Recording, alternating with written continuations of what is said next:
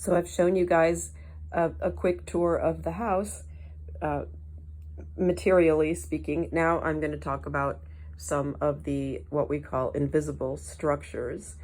So one of the kind of aligning focuses of this house is mental health and wellness and mindfulness, and a lot of the physical activities around the house that are available are can be very supportive of mental health and well-being. One of them for me is crocheting and knitting and sewing and other needle arts.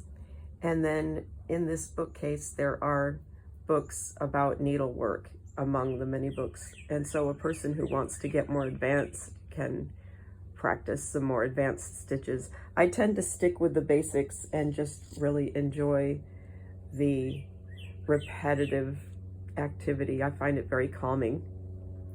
Thank you, everybody. Have a deep green day. Stay tuned.